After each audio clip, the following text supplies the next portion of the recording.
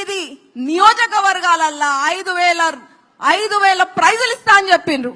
ఏ ఒక్క ప్రైజు వచ్చిందా? నేను శివసేన రెడ్డిని అడుగుతున్నా, యూత్ కాంగ్రెస్ ప్రెసిడెంట్ శివసేన రెడ్డిని అడుగుతున్నా, ఇక్కడ ఉన్నోళ్ళు ఎవరికన్నా ఒక్కరికన్నా వచ్చిందా?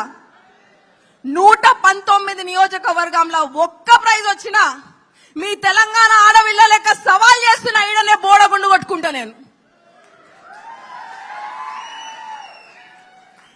ఈ విషయంకి ఎన్ఎస్యుఐ ప్రెసిడెంట్ బాల్మూరు వెంకటే గాని, యూత్ కాంగ్రెస్ ప్రెసిడెంట్ శివసేన రెడ్డి గాని సమాధానం ఇయ్యాలే, బరాబర్ సమాధానం ఇయ్యాలని మేము కోరుకుంటున్నాం. మనకేం గిఫ్ట్లు రాలే, కానీ వాళ్ళకి మాత్రం మనకు టోపీలు పెట్టి మోసం చేసినందుకు మస్తు గిఫ్ట్లు ఇచ్చిండు. ఎవరు? రేవంత్ రెడ్డి. ఏం గిఫ్ట్లు? ఎమ్మెల్సీ చేసి కూర్చోబెట్టిండు. అవునా కాదా? అస్సుంటోడికి రేవంత్ రెడ్డి లాంటి మోసగాడికి చెక్కు పెట్టనీకే మెదక్ పార్లమెంట్లోకి వెళ్ళి మన వెంకట్రామరెడ్డి అన్న వస్తున్నాడు. వెంకట్రామరెడ్డి లాంటోడే రేవంత్ రెడ్డికి కరెక్ట్ మొగుడు. అగో అది వెంకట్రామరెడ్డి అన్న కాలి గోటికి కూడా సరిపోడు. ఎందుకంటారా? అది కూడా వివరణ చేస్తా నేను. ఒక చదువుకున్నోడు, ఒక ఐఏఎస్, మొత్తం మెదక్ మన దుబ్బాకనే కాదు మెదక్ పార్లమెంట్ మొత్తం చెప్ప గల్లీ గల్లీ తెలిసినోడు. మన కోసం పబ్లిక్ కోసం సర్వీస్ చేయాలని ఒక ఇష్టంతోని దిగిండు దీంట్లోకి. మాట ఇస్తే పానమన తీసుకుంటాడు కానీ మాట తప్పడోడు కాదు, మాట తప్పడే తప్పడు. అసుంటోని మనం గెలిపించుకుంటే ఒక్కసారి ఆలోచించండి, మన ఊరు బాగుపడుతుంది, మన గల్లీ బాగుపడుతుంది, మన నియోజకవర్గం బాగుపడుతుంది.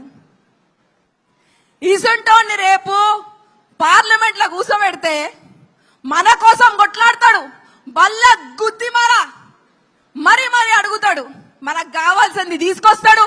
తేడా వస్తే గల్లీల గల్ల పట్టుకొని మరి అడుగుతాడు.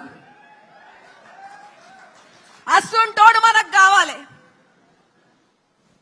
ఇంకొకడు పువ్వు గుర్తోడు ఏమనంటే ఆయన గురించి మాట్లాడు కూడా బేకార్, టైం వేస్ట్. ఏమంటాడు? అరే వెంకట్రామరెడ్డి ఆయన ఎడికెళ్ళి వచ్చిండో ఏమో, ఆయన ఇది ఊరా, ఆయన ఏమనంటే ఆమె ఇది వాళ్ళ ఊరా, అయిపోతే ఆ ఊరు ఆయనకే ఉన్నట్టు, ఆయనకు పైసలు ఎడికెళ్ళి వచ్చినాయి అంటాడు. కష్టపడ్డాడు, ఒక ఉమ్మడి కుటుంబంని అందరు అన్న తమ్ముళ్ళు అక్క చెల్లెలు అందరు కష్టపడి నంబర్ 1 బిల్డర్ అయ్యిండు. ఇవాళ రేపు పైసలు ఉన్న వాళ్ళు మస్తు పిసినాస్ వాళ్ళు ఉంటారు, ఒక రూపాయి తీయడానికి భయపడతారు. అసొంటిది అన్ని ఇచ్చిపెట్టుకొని ప్రజలకు సేవ చేస్తా అని ఒక గట్టి సంకల్పంతో వచ్చినోడిని ఆ పువ్వు గుర్తోడు అట్లా అంటాడు. ఆల్రెడీ మన దుబ్బాక నియోజకవర్గ ప్రజలు ఆయనకి బోడగుండు గీసి పంగనామం పెట్టి గాడి మీద ఊరేగించిండ్రు. ఎందుకంటే రైతులకి నాగలు ఇస్తా అన్నాడు, ఎడ్లు ఇస్తా అన్నాడు, నిరుద్యోగ భృతి ఇస్తా అన్నాడు, ఒక 30 పాయింట్ల చాట భారతం పట్టుకొని తిరిగిండు. బొంగు లేదు, పోషానం లేదు, ఉన్నదే ఉన్నట్టే చెప్తున్నా కదా, ఏమన్నా వేరే చెప్తున్నానా నేను? అసుంటోడికి మన వెంకట్రామరెడ్డి అన్న గురించి మాట్లాడేంత సత్తా ఉంటుందా? కాబట్టి అన్నదమ్ముళ్ళు ఒక్కటే చెప్తున్నా నేను, ఒక్కసారి మోసపోతే తెలియక మోసపోయినాం అనుకుంటాం, మళ్ళా మోసపోయినాం అనుకో. మనకు ఇంటర్వ్యూ చూసిన రేవంత్ రెడ్డిది, ఈ ప్రజలు ఉంటారు అందరికి అవల మాటలు చెప్పాలి, మోసపు మాటలు చెప్తే మోసపోయి బుట్టలో పడతారని అన్నాడు.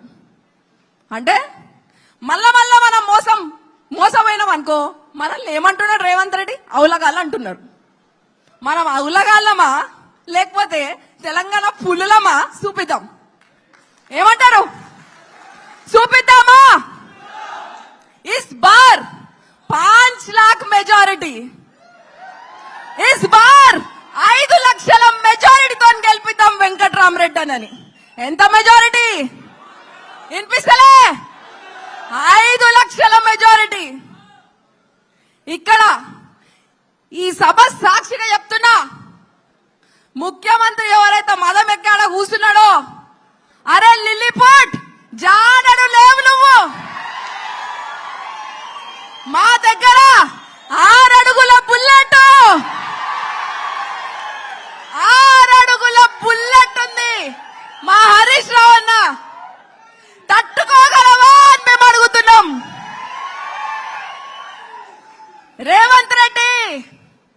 నీ దుఃఖం బంద్ అయిపోయింది.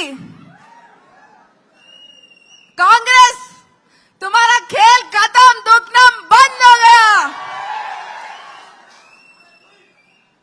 అవునా కదా? కాన్బేరి కొట్టాలా లేదా? కాన్బేరి కొట్టాలంటే డిపాజిట్ రానియకుండా చేయాలి. చేస్తారా? ఎంత మెజారిటీ? 5 లక్షల మెజారిటీతో గెలిపించి మరి చూద్దాం. ప్రతి ఒక్కరం కష్టపడదాం, మన సత్తా ఏందో చూపిద్దాం. జై